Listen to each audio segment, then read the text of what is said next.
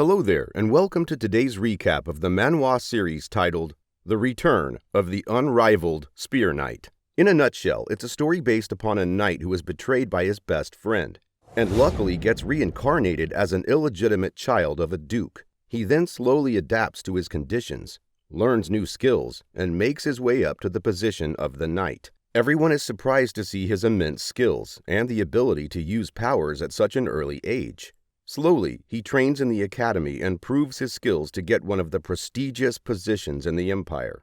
He then decides to help his friends and take revenge on his old friend who betrayed him in the beginning. The scene begins with a narration that Joshua Sanders shattered the stereotype, which mentions that a sword is necessary to become a master, by becoming the strongest knight in the Egrant continent. He is celebrated as the hero who ended the war of the Avalon Empire. However, his fate takes an unexpected turn as the incompatibility of demonic energy and divine power cause a clash within his body. Though he has developed mastery over martial arts and mana, he nearly faces his end in a powerless state. In his final moments, Joshua clarifies that he never sought the throne or any personal gain. Instead, he wanted to showcase the greatness of the spear, help his best friend, Lord, end the civil war, and serve as a shield for the empire. Unfortunately, his friend, Emperor von Britain, now perceives him as a threat. As Joshua lies helpless and betrayed, he sees the blood-red spear, known as the Death Reaper of the battlefield, Lugia. He takes hold of it just before an explosion seemingly takes his life. However, instead of dying, he finds himself transported back to the past, to the place where he once resided. In this new timeline, he encounters three men, the soldiers of Duke, Rolls, Royd, and Gort, who harshly criticize him for not working and call him a mute. They also disrespectfully speak of his mother, Lucia, a servant in the Agnes family, who was forced by Duke Agnes to bear his illegitimate child, Joshua. Joshua Sanders becomes the victim of endless bullying due to being an illegitimate child of the Duke. Rolls also mentions that Duchess Vanessa has given them free rein to torment Joshua and his mother, and that he is confident nothing will happen to them. While being enraged due to bullying, Joshua discovers that he has a newfound ability to quickly reach an optimal state for mana usage. Rather than tracing mana from the lower abdomen, he can now utilize the scattered mana in his surroundings. This trick is what took him 10 years to learn. He then easily defeats Royd and Gort in combat, surprising them with his previously unseen strength. Joshua warns Rolls that if he and the other bullies come back to torment him and insult his mother again, they will face dire consequences. Rolls, being the most cautious of the three, immediately runs off, leaving Joshua victorious. However, because of the extreme use of mana, Joshua falls to the ground, unconscious. News of Joshua's victory over the bullies spreads quickly throughout the castle, and people are amazed that Joshua, who was previously considered mute, has spoken up for himself and taken action. Some speculate that the Duke may even reconsider his plans for succession, especially since the young master, Babel, who is also skilled in mana, is the most likely successor. In the next scene, Joshua approaches the Duke and asks to speak with him, while Rolls is called in to explain what happened earlier. The Duke is stunned when Rolls shows him the crumpled and distorted orc leather uniform that Joshua defeated Royd and Rolls in. The Duke finds it hard to believe that a 9-year-old could possess such a powerful ability to use mana. He threatens to dismiss Rolls if he doesn't tell the truth, but Chiffon, an advisor to the Duke, explains that Joshua's ability is almost unheard of in the history of the continent. Following this, the Duke eagerly anticipates his meeting with Joshua and is promptly informed of his arrival. As Joshua awaits the Duke's appearance, his attention is drawn to a portrait of Van Britain, his former best friend turned betrayer, on the wall. The sight ignites a deep-seated anger within him. Suddenly, Joshua is attacked by a young boy, but the Duke and Chiffon arrive just in time to intervene. The Duke is livid and demands to know why they were fighting. Surprisingly, the young boy claims that they were merely exchanging greetings. Here, Joshua refuses to kneel before the Duke, which annoys Chiffon. The Duke then takes hold of Joshua's wrist to assess his magical abilities, but to his surprise, he detects no sign of mana in Joshua's body. This leaves the Duke bewildered, as every living being should possess some level of magic, yet Joshua has none. Shaphan confirms that Joshua is indeed a mere mortal, without the innate capacity for mana.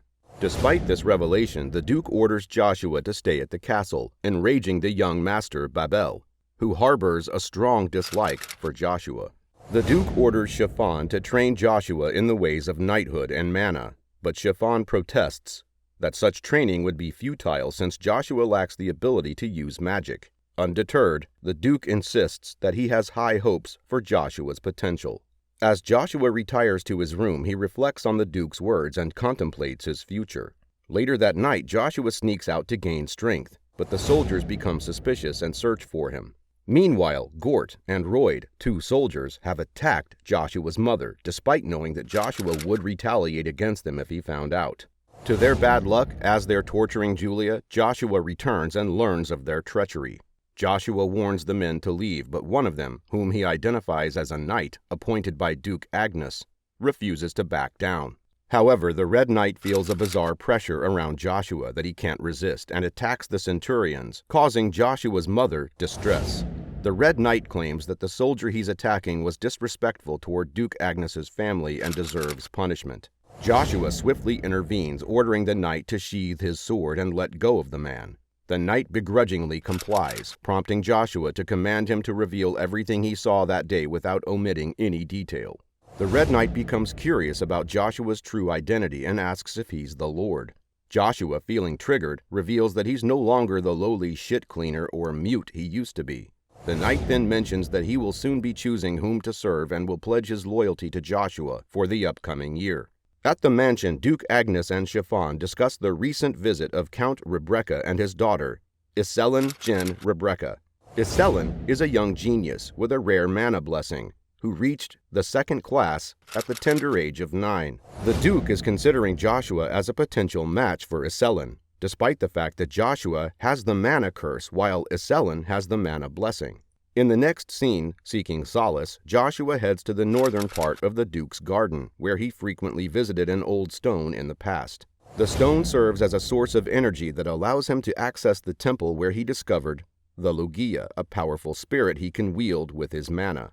As he approaches the temple, Joshua is shocked to see that it has been reduced to ruins, and the Lugia, which was once trapped there, wrapped in chains, is replaced with a metal rod. Undeterred, Joshua reaches out and touches the Lugia, and in a sudden burst of light he finds himself transported to a strange all-white place.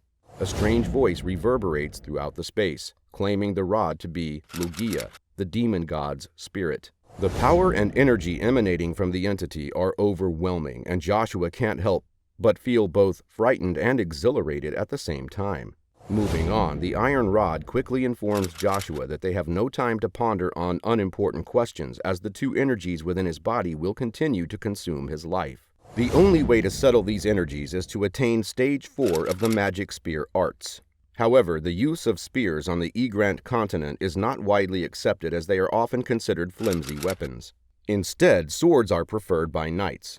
Fortunately, Joshua has mastered the magic spear arts up to stage 4 in his previous life, and had even become the strongest knight in the Empire at 5th rank. To ease Joshua's concerns, the iron rod assures him that he is not alone and that it will assist him in his quest to attain stage 4 of the magic spear arts.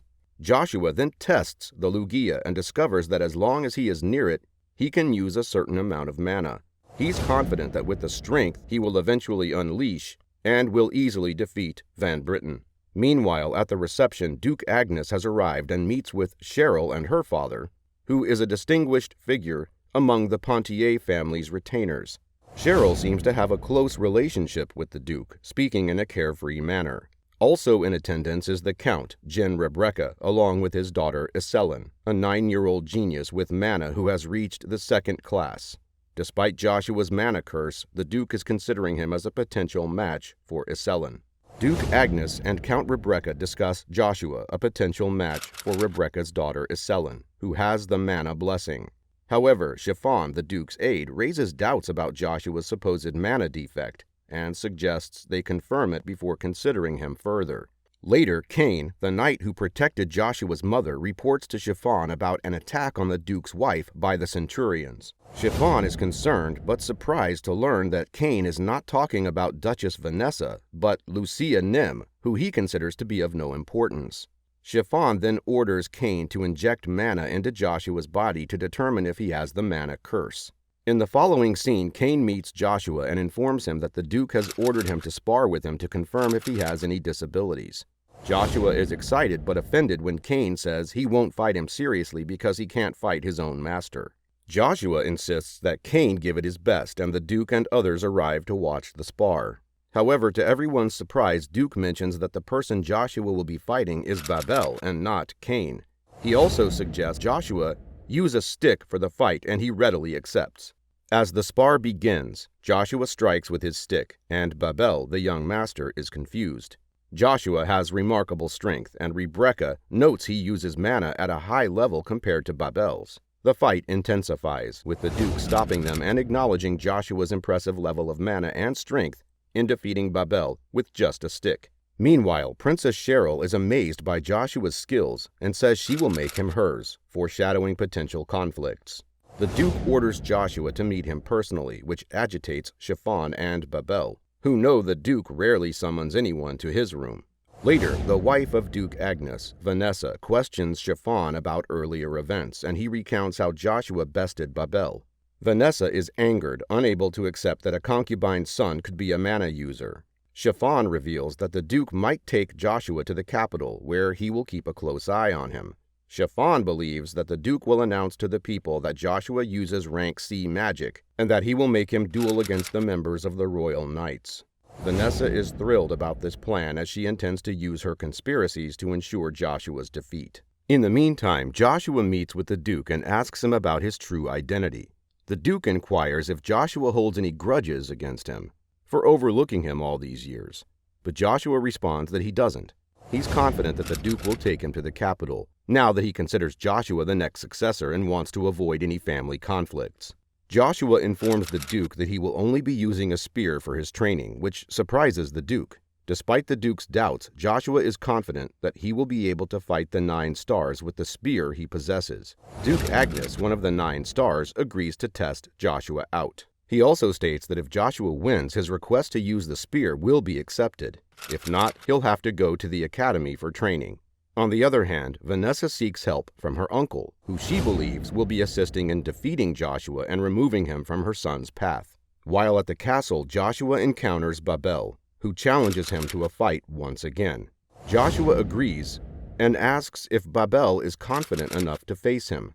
Babel, with his strong desire to defeat Joshua, accepts the challenge. At the great imperial palace, Marcus Van Britten learns of all the recent details regarding Joshua, but is unaware that Joshua is the Duke's illegitimate child. When he discovers this, he admits to being envious. He's also shocked to hear the rumors about Joshua defeating Babel and can hardly believe that a 9-year-old could make the greatest talent of the empire fall to his knees. Britten expresses his admiration for Joshua's strength and courage, but acknowledges that there are many trials waiting for an opportunity to take advantage of the situation. He decides to send an imperial prince to confirm Joshua's skills instead of going himself. In another encounter, Babel refuses to accept his defeat and confronts Joshua once more. After realizing Joshua's immense power, Babel is thrown to the ground by an explosion of aura. Joshua then warns Babel to stay away from him and his mother. Joshua is exhausted from using too much manna and is interrupted by Cheryl at his door. Despite her introduction and invitation, Joshua dismisses her and asks her to leave. The following day, Joshua takes on the challenge of training the centurions at Duke Agnes's training hall. 2 knights inquire about the whereabouts of their friends Gord and Lloyd, but receive no response from Rolls. Joshua surprises everyone by asking all the men to attack him at once, as they had underestimated his abilities. Joshua then challenges Rolls to attack him, but Rolls initially refuses. In response, Joshua threatens to do the same thing he did with the other 2 friends. Afraid, Rolls falls to the ground, asking for another chance. Suddenly, Joshua proposes a duel and promises to forget everything if Rolls defeats him. During the confrontation, Rolls initiates an attack on Joshua, who swiftly counters with his own mana power, causing Rolls to lose balance and fall to the ground. Understanding the importance of not judging based on appearances, Joshua reminds the knights to consider skills beyond outward looks. Witnessing Joshua's exceptional abilities, the centurions humbly kneel, acknowledging his prowess regardless of his youth. Meanwhile, Cheryl laments in her room, feeling disappointed by Joshua's rejection. Next, the Duke calls Joshua to inquire about his punishment for the centurions, and to his surprise, Joshua explains his intention to establish his connection to the Duke's bloodline to deter further harassment towards him and his mother. Impressed by Joshua's extraordinary qualities, the Duke expresses admiration and admits he would have taken even harsher measures. Later, as the Royal Knight Order arrives, Joshua catches sight of Kaiser Van Britten, the fourth prince, triggering memories of their past interactions. The 1st Imperial Battalion Knight Order captain, Joker, engages in a fight with the new recruits, criticizing their limited mana and perceived pretentiousness as knights. Soon, Joker is informed of a mission from Vanessa Nim, tasking him with preventing Joshua from wielding a sword again. Filled with anger and past memories, Joshua confronts Kaiser, declaring that the two sons cannot coexist under the same sky in the Empire. Kaiser refuses to respect someone with an uncertain identity like Joshua. The 9th Imperial Battalion Vice Captain, Balmong Don, arrives and belittles Joshua, labeling him an illegitimate child with potential insanity. Joshua's knights defend him, emphasizing his status as a member of Duke Agnes's family and deserving respect. Right then, Duke von Agnes, one of the 9 stars, intervenes and urges Joshua to apologize. But Van Britten manipulates the situation, insisting that Joshua must prove his worth through action. Aware of Van Britten's deceitful tactics, Joshua remains cautious. In the following scene, Joker proposes a fight with Joshua to assess his abilities and mana possession, and Joshua readily accepts it. They face off on the training ground, with Joker ridiculing Joshua for using a stick. However, Joshua's powerful techniques push Joker back, demonstrating his dominance. Joker realizes that failing to defeat Joshua will have consequences from Vanessa. The knights express concern as Joker's magic surpasses the typical B grade, recognizing the potential danger to Joshua. Balmong intervenes, urging Joker to halt the escalating conflict as it becomes increasingly problematic. The shock of being pushed back and thrown to the ground leaves Joker bewildered, unable to comprehend how he could be defeated despite possessing B-grade mana. Joshua struggles to combat Joker's B-grade mana, leaving him with no choice but to unleash Lugia, an artifact imbued with powerful magic. In the meantime, the knights observe Joshua wielding the artifact, recognizing its extraordinary abilities. Van Britten convinces Balmung to end the fight, having already discerned Joshua's impressive skills. Appreciating his talents, Joshua is appointed as a C-rank knight. His resentment towards the prince and the knights surfaces in this vow to make everyone suffer. Bestowed with a sword and the title of the youngest mana user, Joshua receives well-deserved recognition. In the next scene, the Agnes family convenes a regular meeting where the Duke encourages them to report any recent observations. After this, Count Anil shares news of knights returning from an expedition due to encounters with formidable monsters known as Black Ogres in the Black Forest.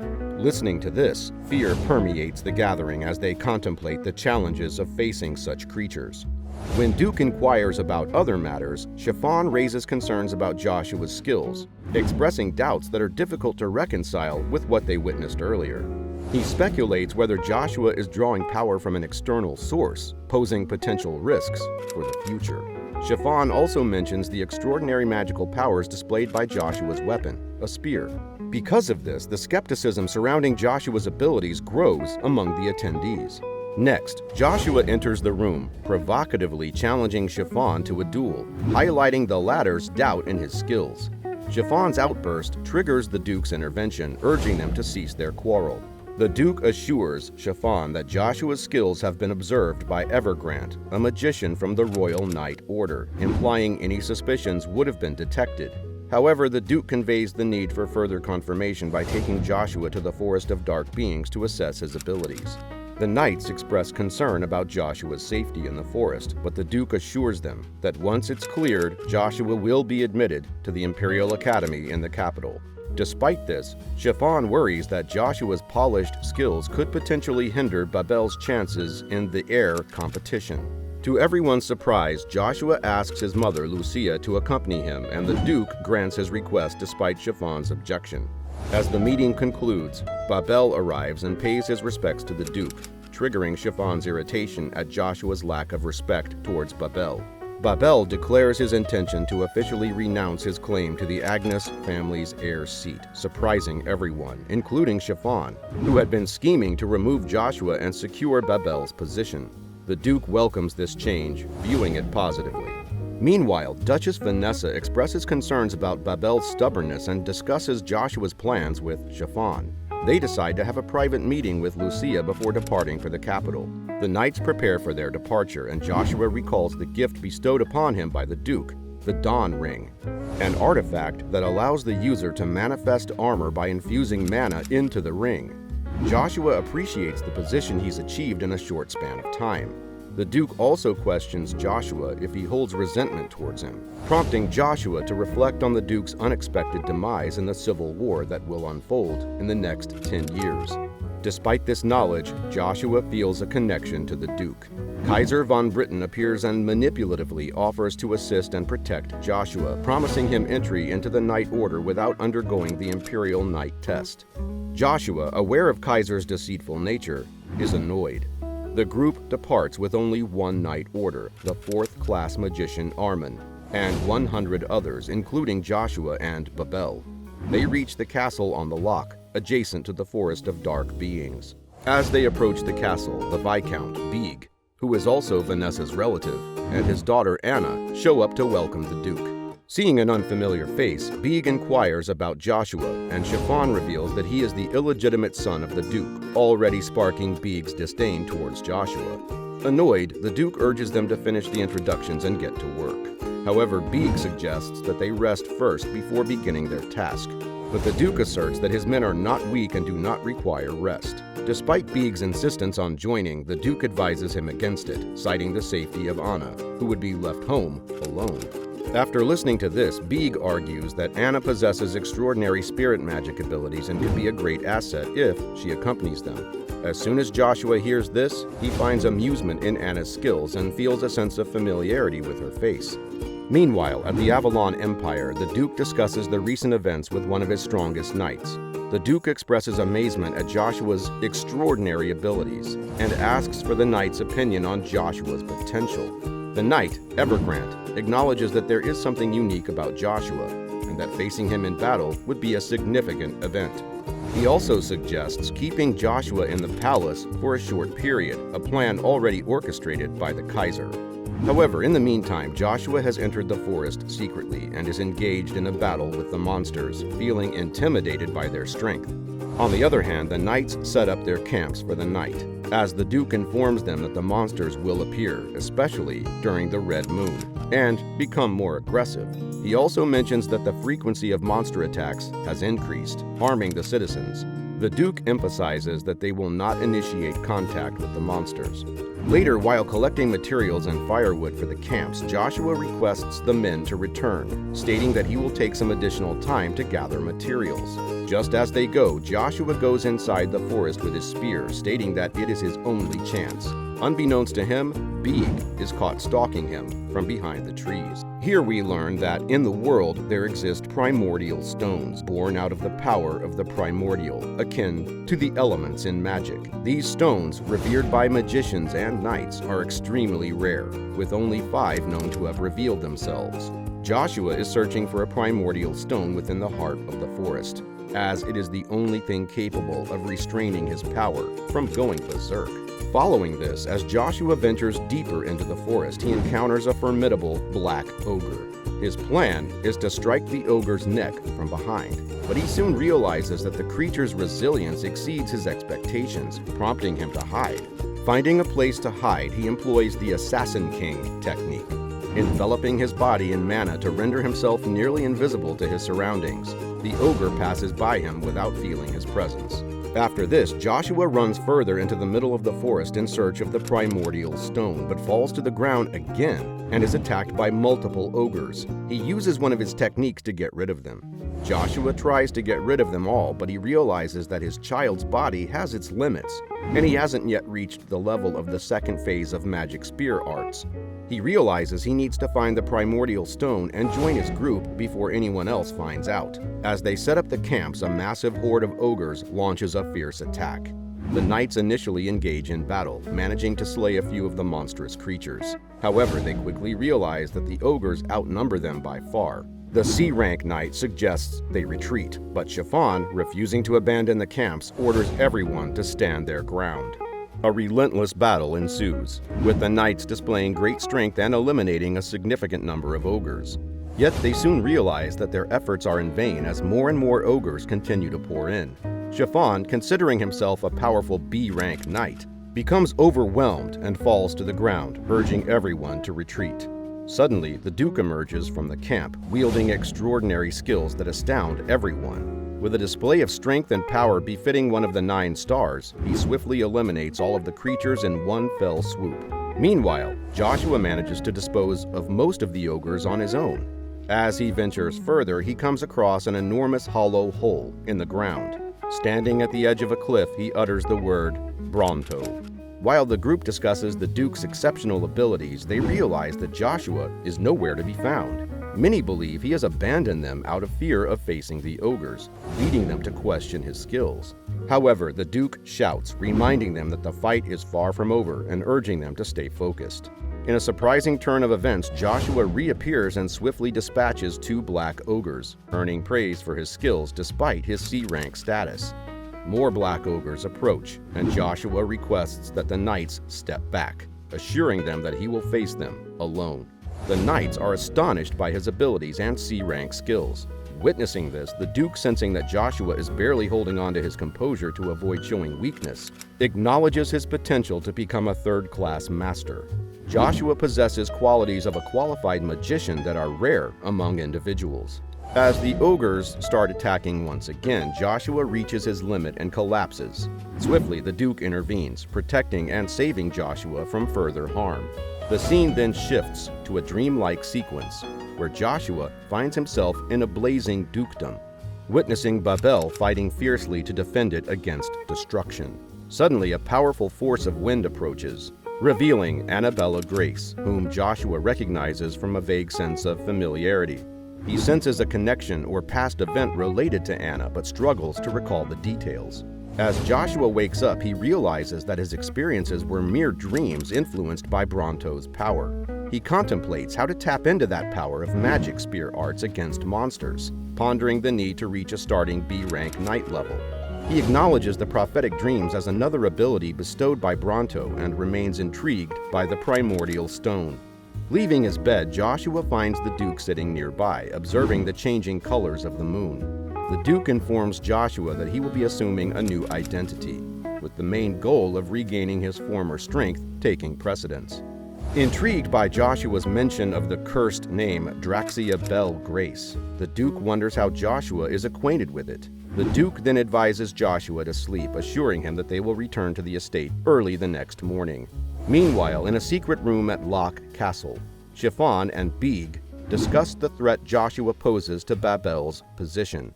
They express concerns about Vanessa's lack of action and the potential for increased adversities. Chiffon recounts how Joshua was once a mere stable boy, and his hidden talent remained unnoticed by all. Beeg struggles to comprehend how Joshua possesses the qualities of a C-rank knight, and suspects that Joshua must have made a contract with a high-ranking demon. Chiffon counters Beeg's assumption by stating that both the Imperial Knight Order and the Duke carefully evaluated Joshua before granting him the title, ensuring that nothing demonic was involved. After this, Beeg decides to keep a watchful eye on Joshua in case he's involved in anything malicious. He also mentions that his daughter, Anna, will be attending the Imperial Academy, which could potentially provide him with information about Joshua. Meanwhile, at Agnes' estate, Cox informs Cheryl that Joshua will be returning after completing the subjugation and that there's talk of a grand feast taking place in the Forest of Dark Beings. However, Cheryl appears unhappy and questions Cox's sudden excitement for Joshua's arrival, considering his initial dislike for him. Cox, on the other hand, seems convinced of Joshua's skills and abilities and has actually started admiring him. Cheryl is aware that the Duke of Pontius sent her to establish a connection with Babel due to the influence of a mercenary king. This mercenary king is one of the 12 superhumans competing for the absolute seat of the 9 stars. Secretly, the mercenary king has formed an alliance with Marquis Cromwell, who is next in wealth after Duke Pontier.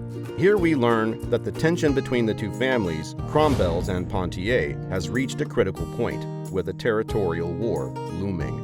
In order to gain the support of Duke Agnes in the upcoming battle, the Duke of Pontius plans to arrange Babel's marriage to his daughter. Cox believes that Cheryl is being used as a pawn in this situation, as the Pontier family has no other way to avert the crisis. So, Cox urges Cheryl to have a conversation with Lord Joshua at least once, and Cheryl, finding the idea amusing, asks Cox to arrange a meal between her and Joshua before he departs. In the next scene, the grand feast at the Agnes estate commences, and people are in awe of Joshua's incredible skills at such a young age. Joshua arrives with his subordinate knight and claims to be too exhausted to attend the feast. Right then, a man informs Joshua that his mother, Lucia, will also be attending Vanessa's feast. Joshua is somewhat surprised but curious as to why Vanessa would arrange a feast for him and his mother. Joshua and Lucia go to the designated area where Vanessa has prepared the feast. Vanessa welcomes Joshua and informs him that this is their first meeting. Chiffon aggressively demands that Joshua show respect to the Duchess, but Joshua, being stubborn, initially refuses, but at his mother's request, Joshua eventually greets Vanessa. Vanessa privately contemplates that this will be the first and last time they meet. Lucia, Joshua's mother, seems unaware that he has become a knight and will be attending the academy. When she finds out from Chiffon, she becomes extremely proud and happy for her son. Vanessa claims that the dinner is a way of congratulating Joshua on becoming a knight. She apologizes to Lucia for previously overlooking her and mistreating her. Vanessa's kindness appears to be a facade, as she has ulterior motives and harbors envy towards Joshua, who receives all the attention. Before eating, Joshua introduces himself and asks the men to serve Vanessa first. However, he becomes suspicious that the food may be poisoned and asks Vanessa to start, but she declines, citing her pickiness and weight gain. Seeing Joshua behave rudely with the Duchess, Chiffon becomes angry at Joshua's accusation and pulls out his sword, prompting Joshua to pull out his spear. Before the two can fight, the Duke arrives and stops the fight, asking Joshua and Lucia to rest before leaving the next morning. After the mother-son duo leaves, the Duke questions Vanessa's sudden generosity, aware of her envy towards Joshua. To his dismay, Vanessa admits that she only married him for arranged marriage purposes and wants the Duke to exercise basic courtesy to protect her son. The Duke warns her, telling her he's aware of her intentions. Later, at their room, Joshua updates his mother on what had transpired at the Duchess' residence. At the same time, Cain shows excitement about Joshua's upcoming trip to the castle, where he will learn a great deal. Cain then asks Joshua if he can serve as his liege, to which Joshua warns him that the path he has chosen is full of danger and criticism. Nevertheless, Cain pledges his loyalty and commitment to fight alongside Joshua. The following morning, as they prepare to depart, Cheryl arrives to bid them farewell. The Duke offers to have her join them on their journey to Accardi, but she declines, citing her promise to visit Cox's family. Cheryl approaches Joshua and gives him something that she says is the symbol of our family, and requests that he visit her family in Accardi. However, Cox becomes enraged, as the symbol is of great significance and cannot be given to just anyone. As Cheryl gives Joshua the symbol, the knights around them begin to murmur, speculating about her previous interest in Babel and now in Joshua. At the majestic Kaltika Palace, the emperor is furious over Joshua's refusal to join the imperial palace. In his letter, Joshua expresses his commitment to following the Duke and the laws of the empire. The emperor of Kaltika is angry because he had anticipated Joshua's ascent to the imperial knight order through his own merits. Upon their arrival at the Agnes family's private mansion in Accardi, Cain remarks that the place has remained unchanged since his childhood. It's a serene location where they can train without judgment. Joshua decides to take temporary leave and entrusts the care of his mother to Cain. Following this, Joshua ventures into downtown Accardi, where he encounters a man who he believes can provide information about a buried red coin in the Rough River. He seeks an informant who can unravel the past events for him. Surprisingly, the man leads him to a discreet location where nobody questions Joshua's presence. Guided through 3 doors, Joshua is eventually brought into a room where he can inquire about the information he seeks. To his surprise, the man is already aware of Joshua's identity, despite the Duke's efforts to keep it hidden. Although confused, Joshua learns that only a select few know about his true self. The man offers Joshua first-class information and acknowledges that he may request something valuable in return.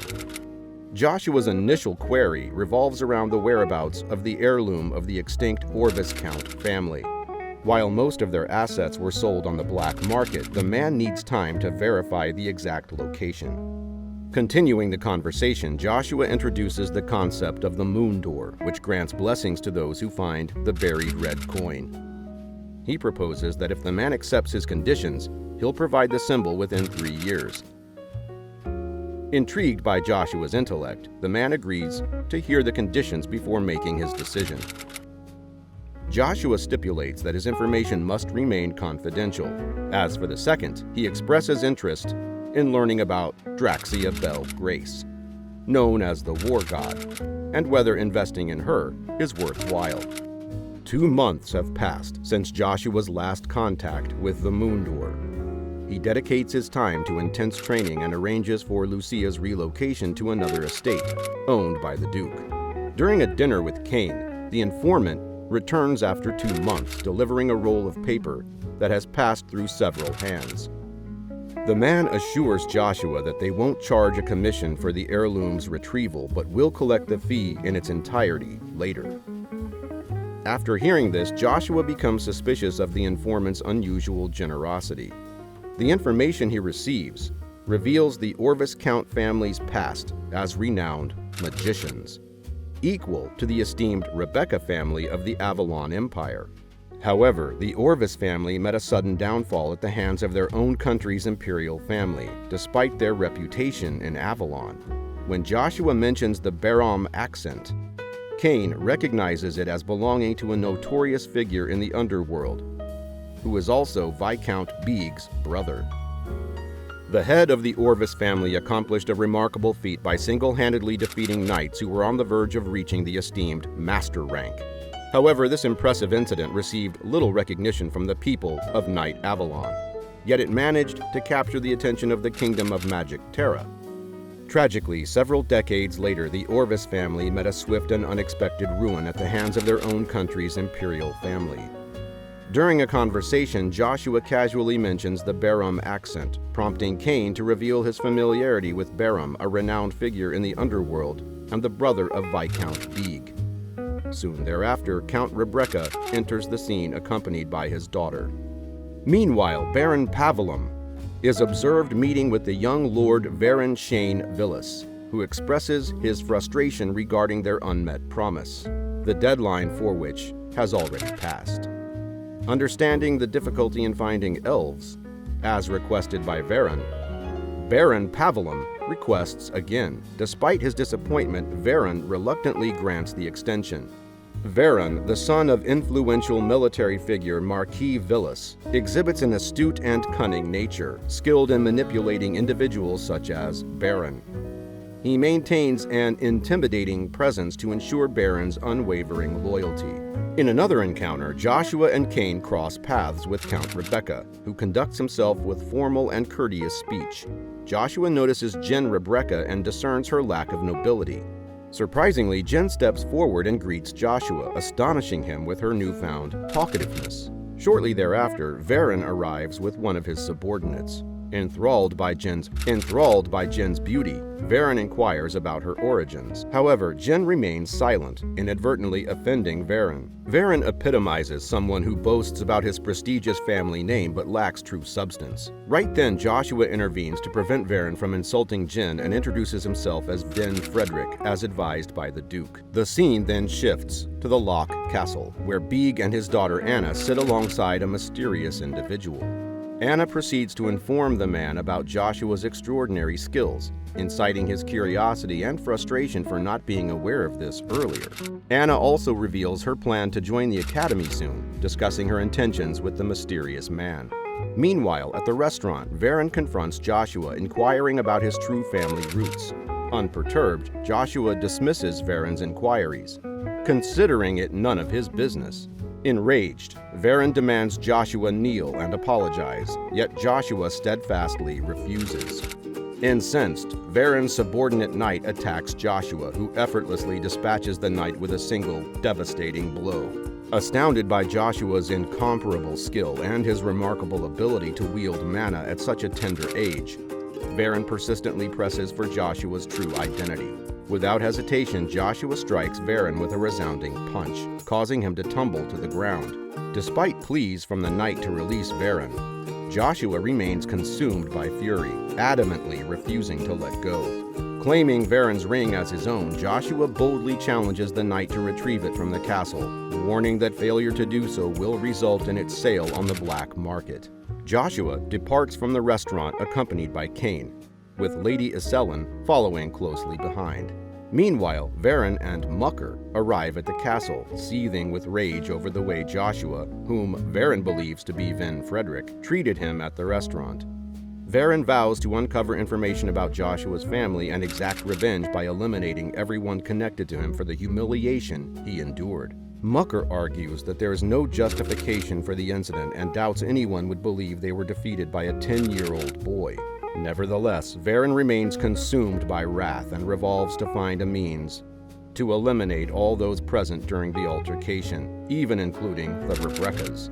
Here, Mucker informs Varen about the family token that Joshua seized after knocking him down, sparking a plan to send a substitute to retrieve it from Joshua and assess his reaction before proceeding further. Aware of Vernon's intentions, Joshua is anticipating the arrival of the substitute for the ring.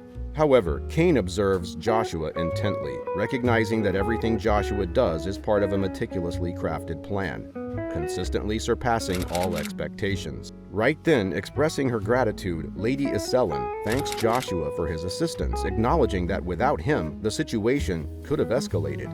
Joshua assures her that he may call upon her for a favor in the future, to which she willingly agrees. Soon, Baron Accent Provalum arrives there as Varen's stand-in, expressing remorse and asking Joshua to return the Villa family's token. Instead of giving in, Joshua instructs him to relay a message to Varen, insisting that he personally retrieve the token next time or risk its destruction. An agitated Baron suggests sending Mucker instead. Agreeing to the proposition, Joshua takes Baron's rings as compensation. As Joshua and Cain make their way to the castle, Cain questions Joshua's motive for taking Baron's ring, and Joshua reveals that it holds significant value to the Orvis family, known as the Elf's Tears. Joshua recounts the tragic history of the elves, a captivating race that humans hunted due to their beauty, resulting in the elves losing their homes and lives. He also mentions that, in self-defense, the surviving elves retreated to the Forest of Elves, erecting a barrier using their collective power. However, the strain of maintaining the barrier proved fatal to all the High Elves, except one, named Elubus. The only person who knew the location of the Forest of Elves was Zareth Dick Orvis, the head of the Orvis family. Joshua suspects Zareth is deceased, possibly killed while being interrogated for information about the forest. It is then revealed that the ring possesses unique powers associated with the Orvis family. Joshua then asks Cain to do him a favor by leaving the mansion and visiting the Duke's residence.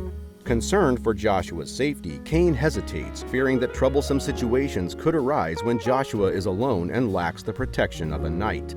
He also acknowledges the potential threat from Varen, considering Joshua's affiliation with the Academy and his exceptional skills. Joshua asserts his resilience, confident in his ability to handle things on his own. He then requests another favor from Cain, asking him to learn the ways of the sword from the Duke. Cain agrees to the request, accepting the responsibility. Situated at the heart of the vast Egrant continent stands the majestic Ivory Tower, towering structure that seemingly pierces the heavens. It serves as both a sanctuary and a symbol of pride for magicians, known as the Magic Tower. Within the Magic Tower, the magicians gather around a table, their seats noticeably empty.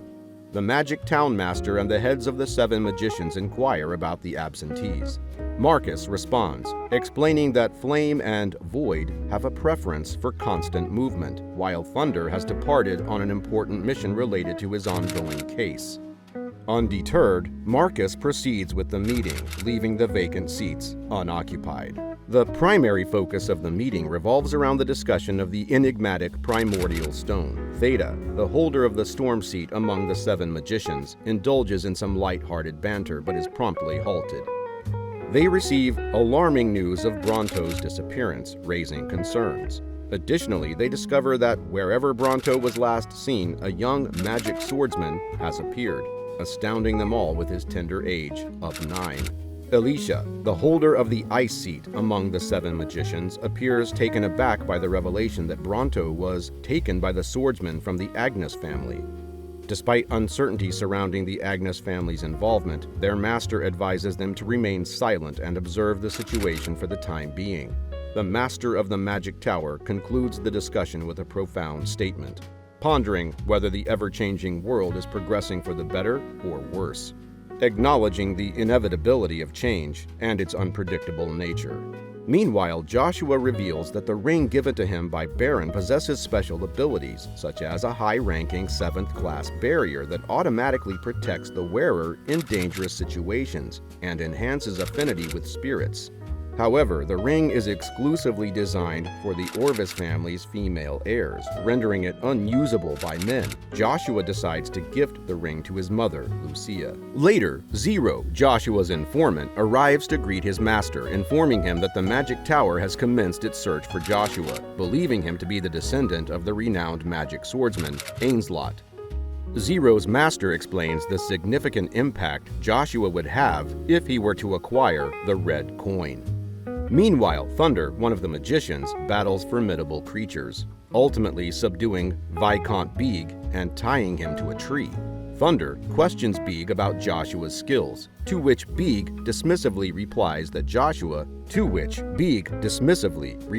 Joshua is not particularly noteworthy and lacks significant power. Beeg proceeds to divulge Joshua's current whereabouts. In a conversation with Thunder, Beeg offers his assistance in plotting against Joshua, expressing his disdain for Joshua's arrogance. Thunder, however, rejects Beeg's offer, refusing to seek aid from a mere Viscount, and declaring his intent to deal with Joshua himself. This exchange triggers a response from Viscount Beeg, warning Thunder that if he were to eliminate him, the Duke would inevitably investigate. Time passes, and Joshua, now 10 years old, joins the prestigious academy. Alongside him, thousands of children from noble families also enroll. The academy divides them into 6 grades, and advancement to the next grade is determined through an examination. Joshua firmly believes that the upcoming 6 years at the academy will provide him with enough time to reach the 5th stage of the magic spear art, a level he had achieved in his past life. In the following scene, as he's guided to his room, Joshua encounters a boy of the same age named Agares Kuhn Douglas. Agares stands out as someone who doesn't boast about his abilities like some of the other children. Introducing himself as Ven Frederick, Joshua initiates a conversation with Agares. Shortly after, another young boy named Icarus appears, expressing surprise at the budding friendship between Joshua and Agares. After spending some time with Icarus, Joshua realizes that he is the prodigy of their era, renowned as the intellectual individual of the universe. Their encounter feels fateful to Joshua, and he resolves to bring Icarus to his side no matter what. Meanwhile, Lucia, Joshua's mother, expresses her gratitude to him and gazes at the ring he gave her. Cain, ever faithful, reminds Lucia of her son's incredible abilities. Right then, Duke Agnes enters the scene, checking on Lucia's well-being. She graciously thanks him for his generosity. However, one of the Duke's subordinates questions his decision to favor Lucia over Vanessa, warning of potential retaliation. The subordinate emphasizes the legitimacy of the rightful heir, hinting at the potential chaos that may ensue if Joshua is chosen. Next, when Joshua attends his first class at the academy, he discovers that Agares and Icarus have already gained popularity among their peers. In the hallway, Joshua notices Amaru Brunston, one of the 5 masters of Avalon, accompanied by his friend. They discuss their certainty of achieving high grades if they are grouped with flunkers like Icarus and Agares. Observing their second-year neckties, Joshua deduces their upperclassman status. Here, Amaru insults Agares, demeaning him as an illegitimate child and a failure. Icarus rushes to protect his friend and ends up in a conflict with Duncan, Amaru's companion. Sensing the intensity escalating, Joshua intervenes, determined to change their narrow-minded views of illegitimate children and the dismissive treatment they receive from commoners. At this critical moment, Kaiser Van Britten appears, intensifying the situation and leaving everyone wondering about the potential outcomes. Meanwhile, Varen urges Mucker to gather information about Joshua, who he believes to be Ben Frederick. Mucker, bound by his promise to Joshua, refuses to betray him. Vernon grows agitated, arguing that the promise was not made by him, absolving him of any obligation. Within the academy, Joshua contemplates strategies to capture Icarus's attention, recognizing his importance in future endeavors. Additionally, Kaiser Van Britten offers to take Joshua on a visit to the Imperial Palace before his graduation, coinciding with Joshua's plan to uncover something of significance there. During a class discussion on the significance of swords, Joshua voices his opinion that swords, particularly rapiers, are the worst weapons. Amaru takes offense to Joshua's statement, as his own family tradition involves using rapiers, and he retorts defensively, mentioning the mockery his family has endured as a result. Joshua, still hesitant, finds himself in a delicate situation where Amaru extends an offer to spar with him. However, Joshua is mindful of the Academy's rules regarding student fighting, which only permit the use of wooden weapons. As Joshua contemplates his options, he realizes that using his own spear would pose a significant risk of causing harm to Amaru. Agares, aware of the power and influence of the Sten family, cautions Joshua about the potential consequences and advises him to apologize to Amaru. Agares believes that Amaru may seek revenge in the future if Joshua doesn't take immediate action. However, Joshua remains resolute and unaffected by Agares' warnings. He refuses to apologize simply for being perceived as weak. Curious about the past friendship between Agares and Amaru, Joshua seeks further insight from Agares, and the latter explains that their families shared a deep bond forged through shared experiences of life and death.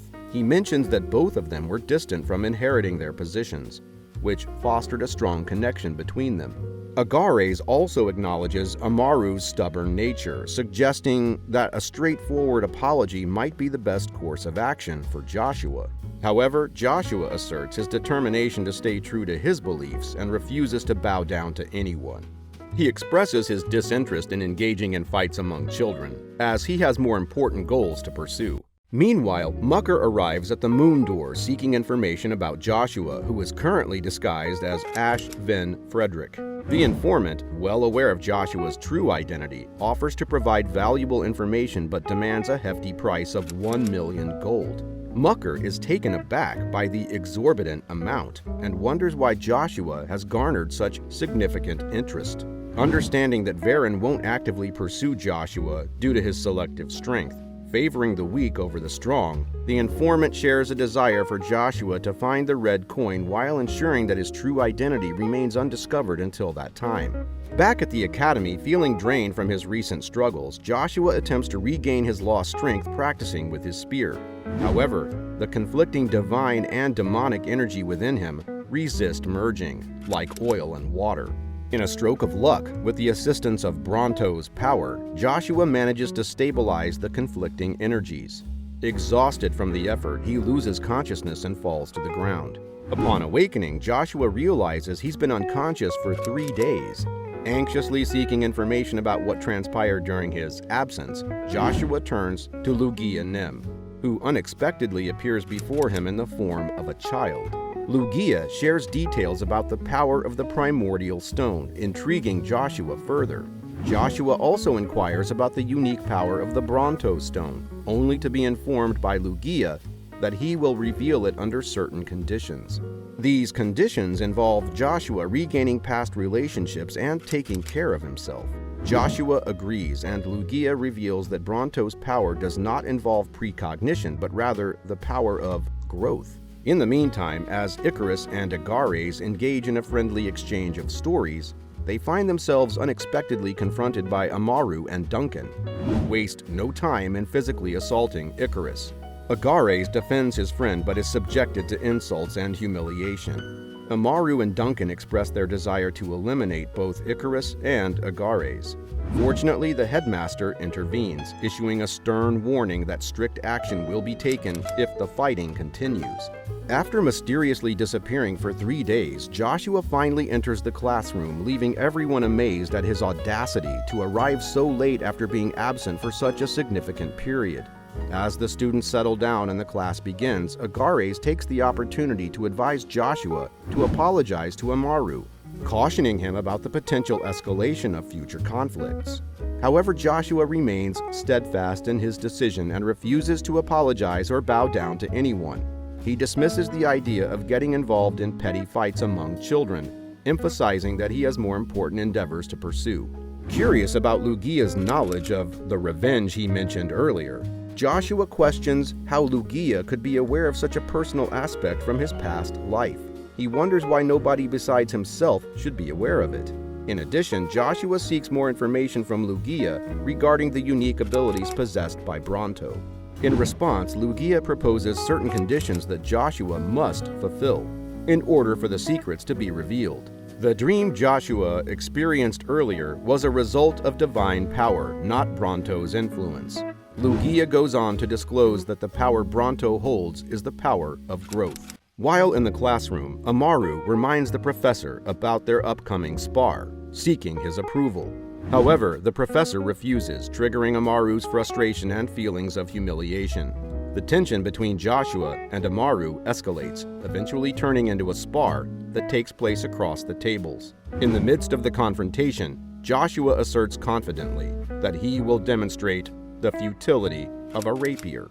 Despite the warnings from Icarus and other boys, Joshua remains unfazed by the reputation and influence of the Sten family or by Amaru himself. He exudes confidence in his own skills, considering dealing with Amaru a trivial matter. As Icarus warns Joshua, the latter expresses his belief that he will emerge as the victorious one. Amaru eagerly prepares for the fight, and as the duel commences, Joshua stands with his eyes closed, confusing Amaru. Amaru launches an attack with his rapier, only for Joshua to open his eyes and swiftly break Amaru's weapon. The display of Joshua's energy and power astonishes everyone present as Amaru's rapier shatters, causing him to fall to the ground. Joshua believes that he has achieved the pinnacle of his dreams, an accomplishment that had eluded him in his past life. Meanwhile, at the Avalon Academy female dorm, Anna speaks with her father, who informs her of Viscount Beeg's demise at the hands of the Thunder Seat of the Seven Magicians. They express disappointment at losing someone who had been helpful to them. Anna's father further reveals that the Magic Tower is searching for Joshua due to his acquisition of a valuable item. Their conversation eventually delves into Joshua's disruptive influence on the Academy. In the following scene, Joshua is summoned by the Academy Master and is confronted about his true identity. The Master questions the authenticity of the swordsmanship skills displayed by Joshua, asserting that such expertise does not align with the Frederick family's legacy. Joshua remains resolute in his response, refusing to alter his answer. The Master warns Joshua about the existence of ranks within the Academy and how someone like Amaru will continue to humiliate him due to his privileged background. In defiance, Joshua asserts that if a teacher like him pretends to be oblivious to such injustices, then he has nothing to offer as an educator. Joshua boldly accuses the Master of cowardice for not speaking up against and challenging the hierarchical system. He asserts that he neither wishes to stay in such a place nor wishes to leave out of fear, as he refuses to be intimidated so easily. Following this, while Joshua contemplates his future at the Academy, Amaru unexpectedly enters the room and bows down, offering an apology for his previous actions and the derogatory remarks he made about the spear. Joshua is taken aback by Amaru's sudden change in attitude and wonders about his true intentions. Amaru expresses a desire to learn swiftness techniques from Joshua, and the latter agrees to teach him but sets certain conditions. He requests information about the Academy's Circle Araxia and Sami's Kuhn Douglas, whom the Academy teacher had mentioned earlier. Meanwhile, at the Avalon Imperial Palace, the Emperor receives a letter from the Swallow Empire, supposedly from Draxia. The Emperor plans to send 2 men to assist Draxia. The conversation turns to Joshua, with the knight informing the Emperor about Joshua's enrollment in the academy and his victory over the son of the Sten family. Impressed once again by Joshua's skills, the Emperor considers sending a personal recommendation letter for Joshua to join the Imperial Knight Order.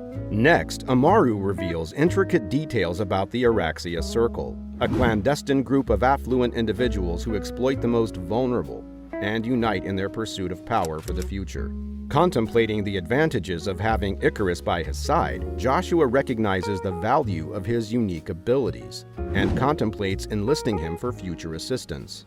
In a timely fashion, Icarus materializes and forewarns Joshua about the potential consequences that may arise following their duel, cautioning him about the Araxia Circle's probable approach. Joshua cunningly reminds Icarus of their previous wager, subtly coaxing him to join his cause by highlighting the invaluable nature of his exceptional abilities. Icarus acknowledges the proposition, expressing his intention to think about the offer before taking his leave. Meanwhile, Cain diligently hones his skills and techniques, fueled by unwavering loyalty and an indomitable resolve to safeguard his liege, Joshua, in times of adversity. The Duke commends Cain's unwavering devotion and unwavering dedication.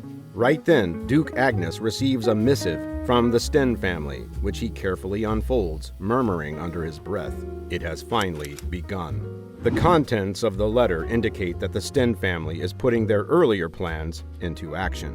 Situated on the sprawling Egrant continent, the Swallow Empire stands as a formidable nation renowned for its vast plains and unrivaled equestrian prowess. However, the Empire faces a pressing dilemma concerning the Thrawn Principality's quest for independence. A crucial meeting is held, assembling the Emperor, Duke, Knights, and Senior Prime Minister to discuss the potential course of action against the formidable Thran forces. Nonetheless, the Emperor interjects, asserting that no preemptive measures should be taken until concrete movement is observed from the opposing side. Meanwhile, Agares seeks a rendezvous with Joshua, driven by a genuine desire to caution him about the perils that lie ahead. He advises Joshua to steer clear of any encounters with the Araxia Circle, emphasizing the potential ruin they could inflict upon his life. To Agares' surprise, Joshua unveils his knowledge of Agares' brother falling victim to the machinations of Araxia. Baffled by Joshua's unexpected revelation, Agares finds himself grappling with the question of how Joshua came to possess such classified information. Joshua proceeds to expose the truth that Varen, Agares' own cousin, masterminds the enigmatic Araxia Circle, an assembly of elite individuals who exploit and manipulate those beneath them. Within the confines of an exclusive chamber belonging to the Araxia Circle, its members convene to discuss the latest developments concerning the Academy. Varen candidly reveals that he personally experienced Joshua's immense strength during their encounter, underscoring the significant threat Joshua poses. Recognizing the potential value he holds, the members unanimously conclude that recruiting Joshua into their ranks will yield immeasurable benefits, surpassing those of any other potential ally. Varen's boundless animosity towards Joshua fuels his relentless desire to eliminate him at all costs. Meanwhile, Joshua is summoned by the headmaster and is warned to take care of his chaotic actions that unfolded previously with Amaru. While he is walking out, a mysterious figure known as the Black Wind appears in front of him, carrying a crucial message from the Emperor. With precision, the messenger relays the Emperor's words to Joshua, extending a formal invitation to join the esteemed Imperial Knight Order. The Emperor even offers to personally write a recommendation letter. However, Black Wind also mentions that rejecting the offer would result in the Emperor ensuring Joshua's expulsion from the Academy. In the bustling hallway, Amaru subjects Icarus to physical abuse, rendering him defenseless and utterly helpless. Agares, overwhelmed by the distressing scene unfolding before him, cries out in desperation, desperately trying to put an end to the violence and help Icarus. As Agares summons the courage to intervene and come to his friend's aid, Amaru cruelly reminds him of his older brother, who had suffered a similar tragic fate at the hands of Amaru and his family. At the same time, Varen calmly reveals his sinister intentions, plotting to capture Agares and Icarus as hostages in order to summon Joshua to his side. Hearing this, Agares gets enraged and, with anger and determination, charges towards Varen with the sole purpose of striking him. However, Amaru swiftly intercepts the advance, dealing a harsh blow to Agares, forcefully pushing him to the ground. He also issues a warning, threatening to inflict humiliation upon their parents unless they relent in their actions against Joshua. Just as tensions reach their peak, Joshua suddenly appears on the scene, capturing the attention of everyone. Asserting his authority, he solemnly declares that Varen and his cohorts will pay a heavy price for their mistreatment and humiliation upon his friends. Undeterred by Joshua's resolve, Varen responds with a chilling warning, cautioning Joshua against any rash attacks. He paints a grim picture, describing the dire consequences that await Icarus, Agares, and their families, deliberately placing the blame entirely on Joshua's shoulders. Unfazed, Joshua stands his ground, refusing to be swayed by fear or intimidation. Following this, Varen reveals the mysterious Dawn Ring Joshua possesses, infusing it with a strange power. He undergoes a dramatic transformation, becoming incredibly powerful and capable of causing serious harm to Icarus if Joshua acts aggressively. Driven by a fit of righteous anger, Joshua also taps into the full potential of the Dawn Ring, unleashing an overwhelming surge of immense power. As he stands, the symbol upon his armor, representing the esteemed Agnes Duke's family, captures everyone's attention, leaving them awestruck and amazed. All eyes in the area are drawn to this symbol, signaling Joshua's connection to the prestigious Agnes lineage. A quiet realization spreads among the onlookers, shaking the foundations of their beliefs and understanding. Amaru, Varen, and the other boys stand in stunned silence, grappling with the implications of these extraordinary events, questioning everything they thought they knew. Enraged by the events, Joshua now vows to forgive Varen this time.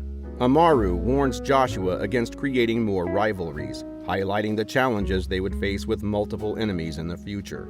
Joshua insists that only the responsible party will be punished, and threatens to have others leave if needed. Intimidated by Joshua's determination, they offer excuses and depart. Joshua acknowledges Icarus's intelligence and expresses his desire for future support. Meanwhile, at the Swallow Empire, King Anthony, who dedicated his life to independence, passes away. He has entrusted Yuravis with the empire and his daughter, and Yuravis pledges his commitment to Tharn's independence. Contemplating his path, Joshua considers joining the Imperial Knights Order. Along his journey, he encounters Jack Steropes, one of the Thunderseat magicians. Jack demands the return of Bronto, but Joshua refuses and leads Jack away from the others. Joshua unleashes his aura explosion against Jack, but realizes he's outmatched. Jack discovers Joshua's spear is an artifact, and Joshua's strength overwhelms him. Despite Jack's determination, Joshua stands firm, launching various attacks that have no effect on the magician, employing all his magical techniques to annihilate Joshua. He questions why his spear, Lugia, isn't attacking Jack, and Lugia reveals that Jack's powers exceed their own, making it impossible to defeat him. Undeterred by this revelation, Joshua refuses to lose hope. He remembers his past victories in impossible challenges and vows to do whatever it takes to survive and defeat Jack Steropes. To fight Jack's relentless attacks, Joshua retaliates with the Rune Flare method, using his magic spear in Stage 3. With a powerful throw, Joshua knocks Jack to the ground, rendering him unconscious. Joshua acknowledges that his survival was partly due to luck and Jack's momentary lapse in guard. The spear reminds Joshua to cultivate his energy before Bronto devours Jack's mana and potentially becomes uncontrollable. At the academy, all the teachers and professors gather to discuss Joshua's recently revealed identity. The students express concern about who Joshua truly is and why he kept his identity hidden. The faculty engage in a discussion contemplating the significance of these revelations. The professors discuss the possibility of setting an example by expelling Joshua to eliminate special admissions. However, some argue that there isn't enough evidence to prove Joshua guilty. while others mention that Joshua attacked Varen and caused severe injuries, which should be reason enough for expulsion. Professor Kane praises Joshua for putting an end to the humiliation and brutality that the weaker groups faced. Right then, Duke Agnes arrives, supported by Count Ari Sten, and agrees with Professor Kane's sentiments. The presence of the Duke and Count holds significant influence over the Academy. Duke Agnes states that if Joshua is responsible, he will ensure appropriate punishment. Professor Cecil explains to the Duke how his presence can greatly influence the Academy's options. The headmaster attempts to control the situation, but other professors express support for Cecil's views. Hearing this, the Duke clarifies that he is not here to support his child, but to seek forgiveness from Count Sten due to Joshua's disrespectful actions towards the Sten family. The Count expresses his unforgiving stance, and the Duke suggests meeting Joshua before deciding the punishment. The Duke also acknowledges that the Academy can punish or even expel Joshua if necessary. Meanwhile, Joshua is still lying on the ground, trying to process recent events. Despite the excruciating pain, he realizes he has achieved the near-impossible feat of defeating Jack Steropes. Meanwhile, Joshua is still lying on the ground, trying to process recent events. Despite the excruciating pain, he realizes he has achieved the near-impossible feat of defeating Jack Steropes. Lugia encourages Joshua to gather himself and tells him that it will take 5 years to fully develop his body. During this time, Joshua senses his body growing bigger and stronger, a result of Bronto's growth ability. Curious about Lugia's identity and its control over divine and demonic power within him, Joshua is reminded of the contract they made. In the following scene, Agares and Amaru unexpectedly meet in the hallway, and Amaru reminds Agares how Joshua revealed his identity to save him. Agares feels helpless when thinking about how his brother was treated after being expelled from the academy. He expresses his desire to protect himself and his loved ones. Amaru admits to feeling jealous of the close bond Agares had with his brother and longs for the same affection. Extending his hand as a gesture of friendship, Amaru asks Agares to protect their friend, Joshua. Meanwhile, Duke Agnes and Count Ari discuss recent events, including Joshua's invitation from the Emperor. Count Ari informs the Duke about his victory over Duke Altsma, achieved with an army of 50,000 soldiers. Duke Agnes and Count Ari have a conversation about Joshua's invitation from the Emperor. Count Ari shares the news that the defeated Duke Altsma with an army of 50,000 soldiers. And there are rumors that a knight named Uravis played a big role in Thran's victory over the Swallow Empire. Meanwhile, Joshua reflects on Lugia's last words when he sees Icarus and Agares approaching with the other students. Icarus tells Joshua that all the students have gathered to support him and oppose his punishment for defeating Varen. Joshua feels grateful for their support, while the Araxia group, responsible for the earlier trouble, has only a few members left. In the meeting room, Professor Sergirdum convinces the headmaster to punish or expel Joshua. Another professor interrupts, revealing that the students are protesting against the Araxia group, demanding its disbandment. At the same time, Amaru urges the professor to resolve the situation before disbanding Araxia. Professor Kane and Sergirdum argue, with Kane supporting the banning of Araxia due to the harm it caused in the past. On the other hand, Joshua vows to clean up the academy before leaving, disregarding Amaru's warnings. The headmaster expresses indifference to his position and urges Sergirdum to stop the students' misconduct. Duke Agnes and Count Ari enter, having overheard Joshua's conversation. Duke Agnes sees their conflict as a childish quarrel and asks for a meeting with Joshua. In the capital of the Swallow Empire, the Emperor inquires about Altsma and learns that he suffered more mentally than physically. Duke Albert, the Imperial Knight Captain, says Altsma's failure to defeat Thrawn, despite having a larger force, brought disgrace to the Empire.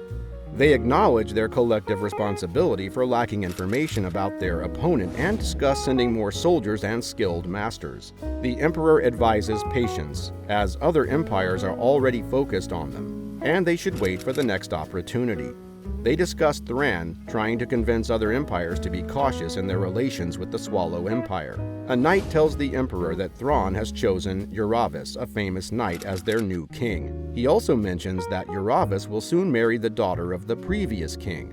Meanwhile, Duke Agnes asks Joshua about the message he received from the Emperor.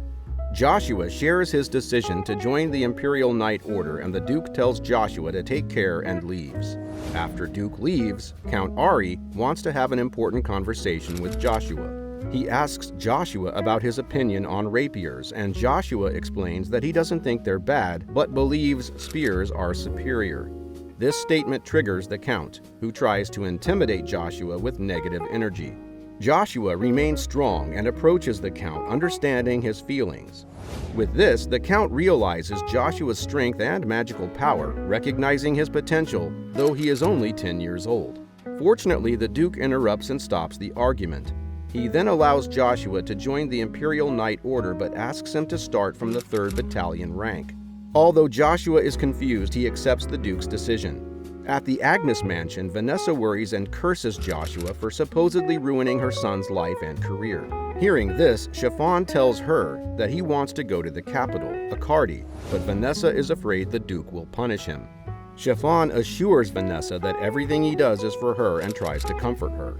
Here we get to know that there's a deeper connection between Vanessa and Chiffon, evident when he holds and kisses her hand. Meanwhile, in the backyard of the academy, Joshua recovers and practices while hearing footsteps approaching. He thinks it might be his imagination, but as he investigates, he sees Zero, his informant from the Moon Doors, standing in front of him. Joshua asks Zero for updates, but Zero explains that he will be out of town and unable to gather information about Draxia Bell Grace for some time. Joshua surprises Zero with his observation that Zero is going to the Thran Empire. Joshua also mentions the red coin commission he promised to give Zero, but Zero reveals that Draxia Bell has ties to the Avalon Empire. Joshua is not surprised, as he already knew this information. Zero then shares details about the relationship between Marcus Britain and Draxia.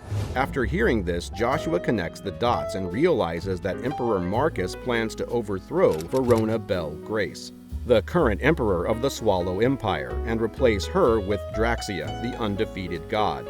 On the other hand, Count Ari stands defiantly with a sword, insulting the emperor of the Swallow Empire. The soldiers confront him but are easily defeated. Duke Tremblin, a powerful figure of the Avalon Empire, launches an impressive attack. Ari mentions Draxia Bell, and Tremblin warns him to be careful with his words. Ari believes that they will lose if they follow Draxia's plan, but the Duke reminds him of their orders.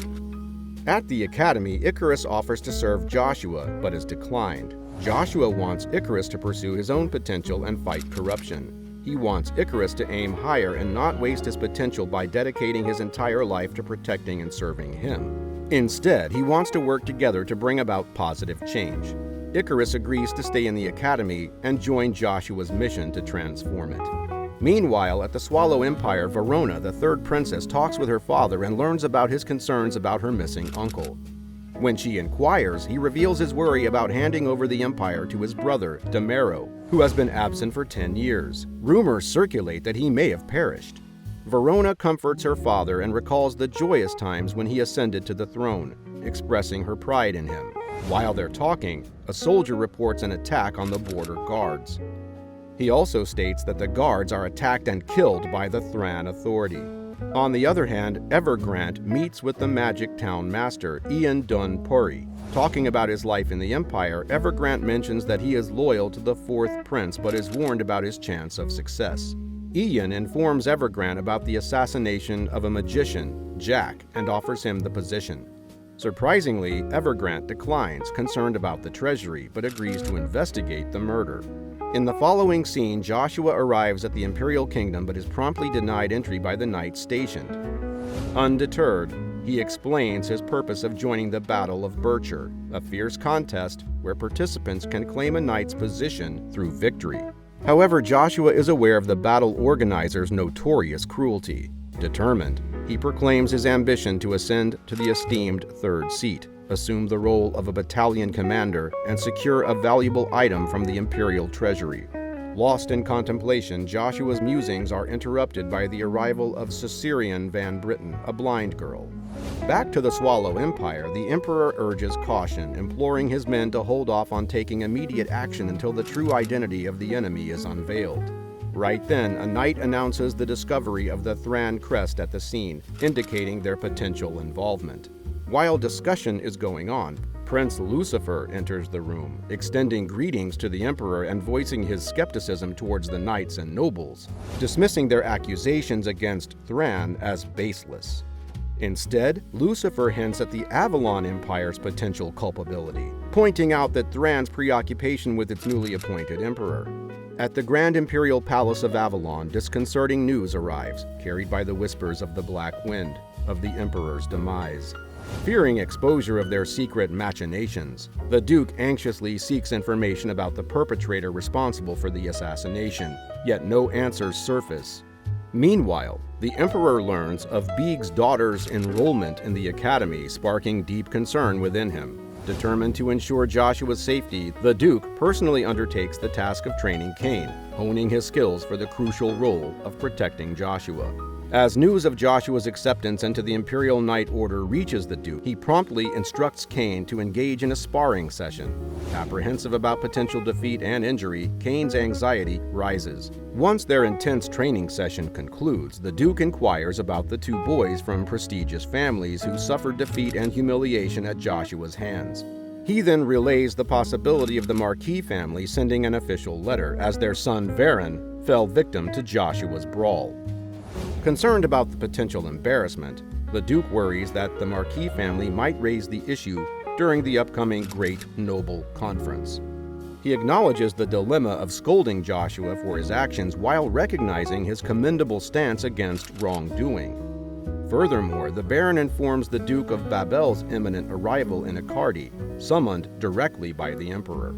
Simultaneously, on the other side of the palace walls, Joshua engages in a heartfelt conversation with Van Ciceren, a princess of pure bloodline. Van Ciceren's father, Marcus Britain, earned the notorious title of the Sovereign of Blood due to his ruthless actions, including the merciless slaughter of those who possessed imperial blood and his adversaries.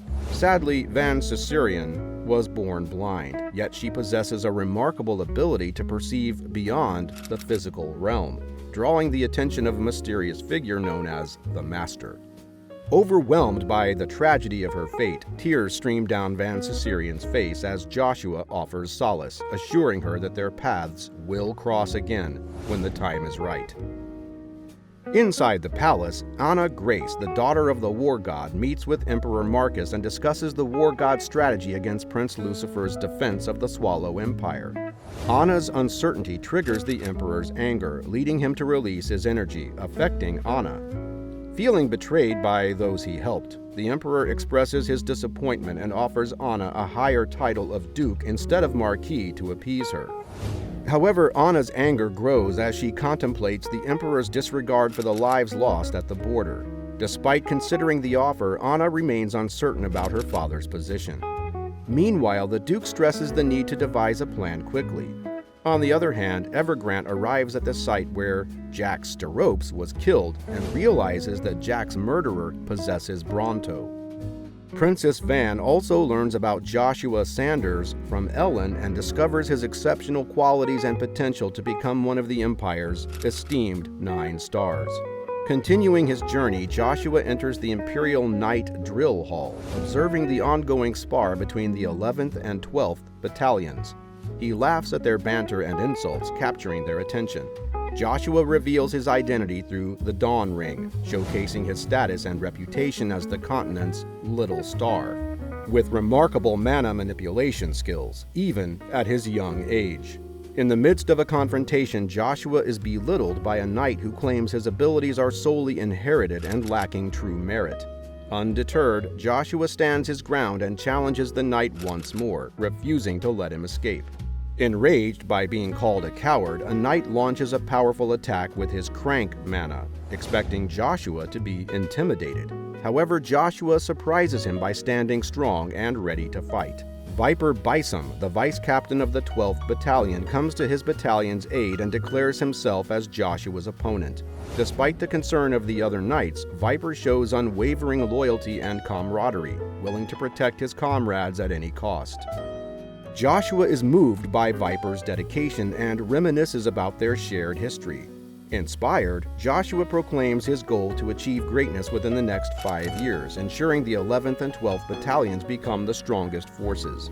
Meanwhile, Babel arrives at the imperial palace and astounds Emperor Marcus by revealing his upcoming 15th birthday and B-rank level potential.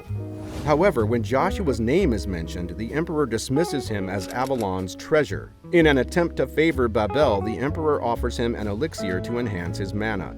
Unfortunately, the elixir causes Babel to collapse, and the emperor warns him not to lose his position to Joshua. 5 years pass, and Joshua becomes the commander of the 12th Battalion, exuding pride as he leads his knights. Despite the apparent peace on the Ignat continent, hidden conspiracies begin to unfold. The 3 superpowers of the continent, the Avalon Empire, Swallow Empire, and Holy Kingdom of Hubalt, navigate their own complex dynamics and political tensions. Emperor Marcus forms an alliance with Draxia Bel, causing discord with the Thran Principality. Emperor Verona manages to prevent a war. Meanwhile, the Holy Kingdom of Hubalt undergoes the election of a new pope. During the first prince's birthday celebration, Cheryl and Cox face humiliation from the Marquis family's children. Fortunately, Joshua arrives there and escorts them inside, gaining Cheryl's recognition. Cheryl asks Joshua to dance with her, but he declines due to his duty. However, Joshua assures her of his identity and reminds her of their previous connection. While on guard duty, Joshua senses the presence of Aisha Sethrafi, the Assassin Queen, who is there to kill the first prince. Aisha attacks, but Joshua pretends to be the Black Dragon, intimidating her and prompting an apology. The grand ball begins with everyone curious about the prince's dance partner.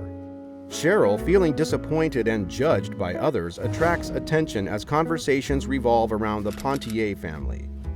Prince Kaiser and Caesarion von Britain enter the scene, with Kaiser showing concern for Cheryl and inviting her to dance.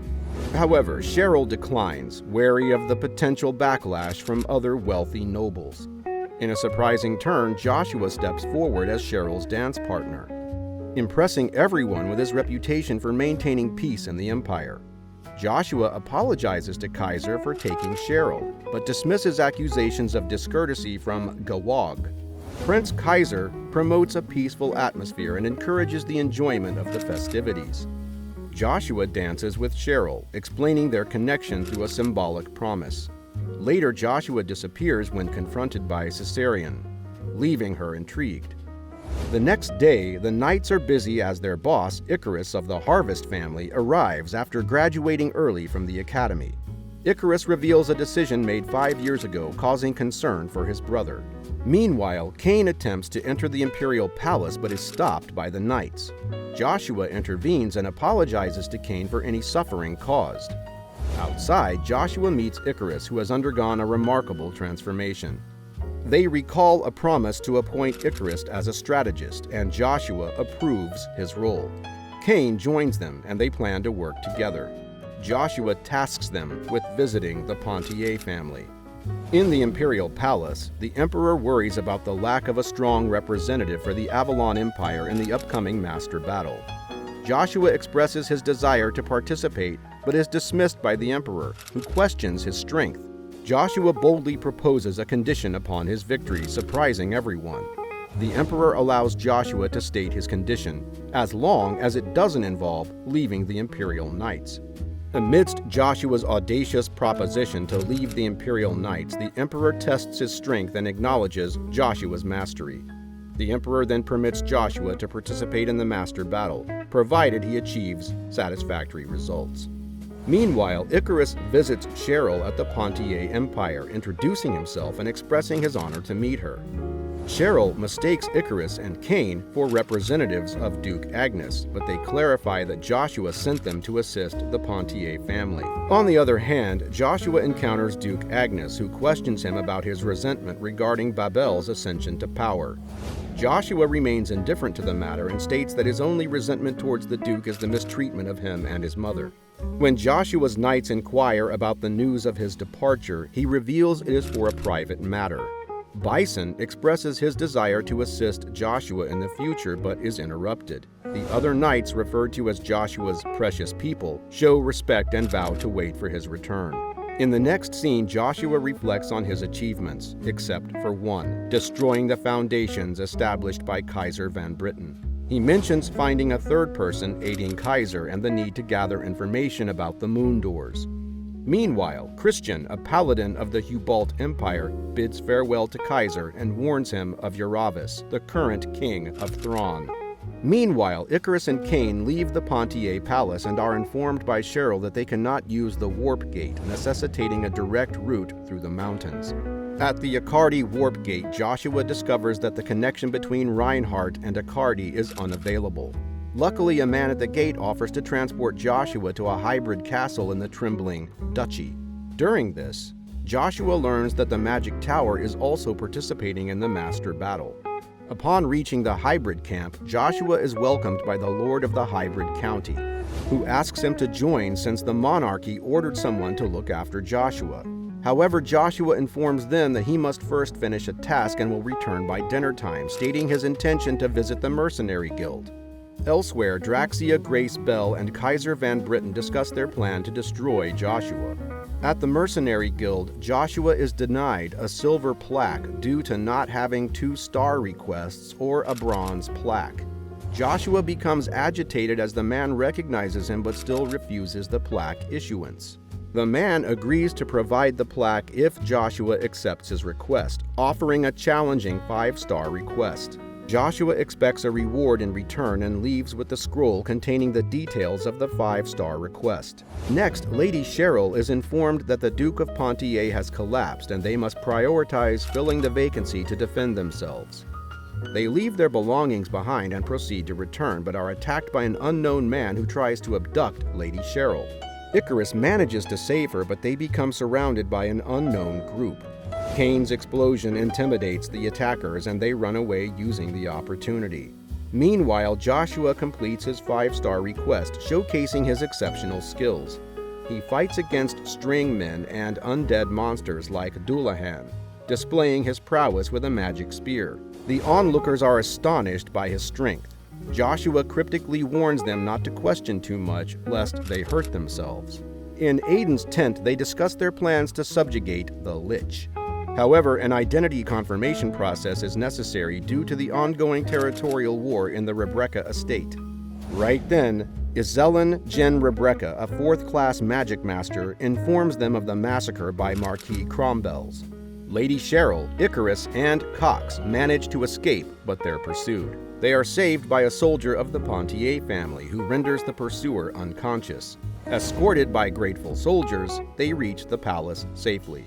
After reaching the palace, Lady Cheryl seeks advice from Icarus on solving the problem of dwindling supplies, but the vassals disapprove of Icarus involving himself in the Empire's private matters. Icarus insists on proving his skills and reveals the impending attack by the Crombells, who target the Dennis River. He also suggests that they must prepare their troops, and Baron Arna is assigned to comply with Icarus's strategy, causing his agitation. Cheryl commends Icarus for silencing the stubborn nobles and successfully predicting the attacks. They discuss that, in the early stages of the war, the conflict was evenly matched until the arrival of a powerful mercenary king, causing the escalation of hostilities. Meanwhile, Joshua receives distressing information about Marquis Crombell's relentless conquests, with Count Rebrecca and the Duke of Pontier being the primary targets. Joshua becomes suspicious of Marcus Van Britten's involvement in Crombell's decisions. Aiden expresses concern that if the Crombells defeat the Pontiers, they might target the Agnes Empire next. He also personally asks Joshua to take care of Iselin. Next, Christian, a paladin of the Hubalt Empire, approaches a castle in ruins, raising questions about the connection between the Lich and Avalon empires. Christian encounters a massive horde of monsters at Castle Reb and bravely engages in combat, wielding his holy cross and channeling his energies against the relentless onslaught. While praying for the source of evil to reveal itself, Christian spots a menacing creature, potentially the Lich, approaching him, leaving him unsure of the best course of action. On the other hand, Iselin confides in Joshua about her father's disappearance, revealing that their estate is under attack, endangering everyone's lives. Her father sacrificed himself to ensure her escape. As time passes and memories fade, Iselin takes it upon herself to aid the survivors. Right then, Joshua senses the presence of Kaiser's infamous hound, leading him and Aiden to chase after it. Joshua discovers a symbol indicating a powerful aura in battle, witnessing Christian restrained with an anti-magic field. Joshua questions Christian, who cryptically instructs him to look behind him, warning of an impending attack by a Death Knight. Swiftly evading the assault, Joshua narrowly avoids harm, but the Death Knight claims ownership of Lugia, Joshua's spear, which emanates demonic energies. Joshua is overwhelmed by the presence of the creature. The ensuing clash between Joshua and the Death Knight reveals that the true combatant is not Joshua himself, but the demonic spear.